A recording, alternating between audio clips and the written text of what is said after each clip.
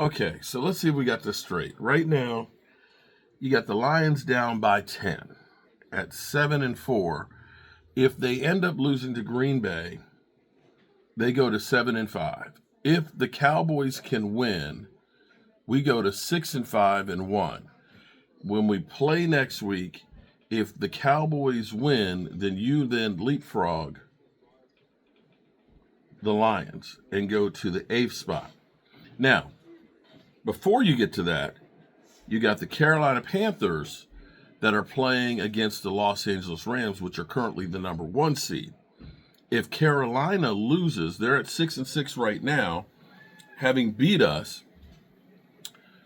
If that happens and we win against Kansas City, we move into the 9th spot. Now, keep in mind, we were at the 12th spot 2 weeks ago. And we're at 10 right now. If we win and Carolina loses, we are at the 9th spot. And if we were to beat the Lions then the following week, we would be the 8th spot.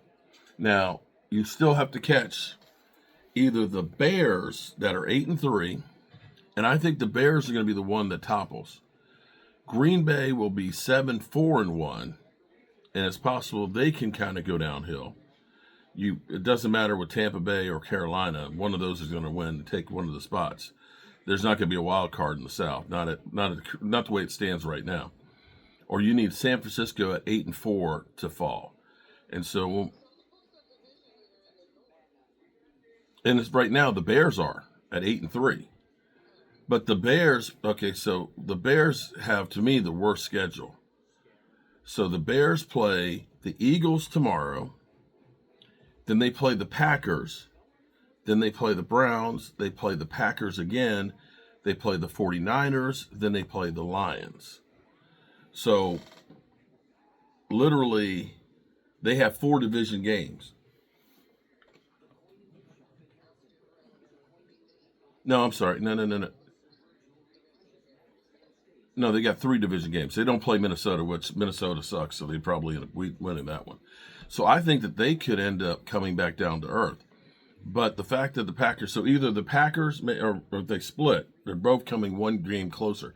The reality is none of this matters if the Cowboys don't win. They still have to win, but if they win, they could conceivably be at the 9th spot at the end of the weekend with the opportunity to go to the 8th spot. And that would be crazy. If the Packers win today and Chicago loses tomorrow, then Green Bay would take over first place. True. And the thing that game is so pivotal because I could see either one of those 2 teams after tomorrow going downhill. If the Eagles lose with their psyche after being beat down by the Cowboys physically, emotionally, and mentally, they could continue to slide. And with the Bears, if they lose to the Eagles, knowing that they now have to play the Packers, the Browns, the Packers, the 49ers, and the Lions, they could go downhill and you might catch them. I think either way, one of those 2 teams is going to crash and burn. I don't know which one, if it'll be the Eagles or not. The Eagles, what do the Eagles have left?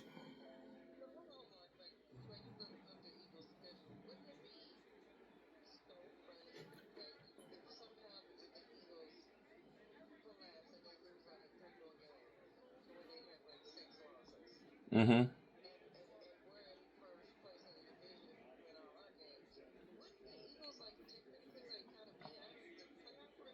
Yeah, they could. They could definitely be out of there.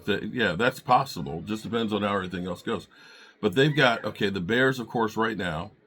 Then they got the Chargers in Los Angeles. They got the Raiders. That's like a bye week. They got the Commanders, and they got Buffalo, and then they got the Commanders. And I could see them losing to Buffalo, and I could see them losing at least 2 games. And they might split with Washington, for all we know. Hell, Washington beat them last year. Jalen Daniels might be back. I think there's a better chance that the Bears go downhill. So that's where we are right now with all that. So Green Bay and Green Bay's schedule. Let me look at Green Bay. Green Bay.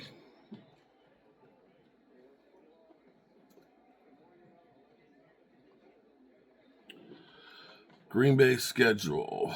Okay, let's see. Green Bay has the Bears, Broncos, Bears, Ravens, and then the Vikings left. See, the key games are the fact that the Packers and the Bears still have to play each other twice. It's going to get interesting. That's what I can say. It's going to get real interesting.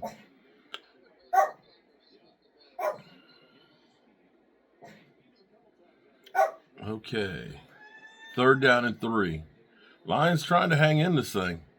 You got to get a touchdown on this drive. Down 31-21. Now, I just did all that work right there. Watch the Lions fuck it up.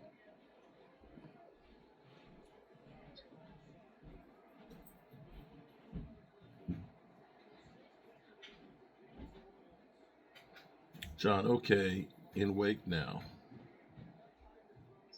Oh, I got to go get my turkey out.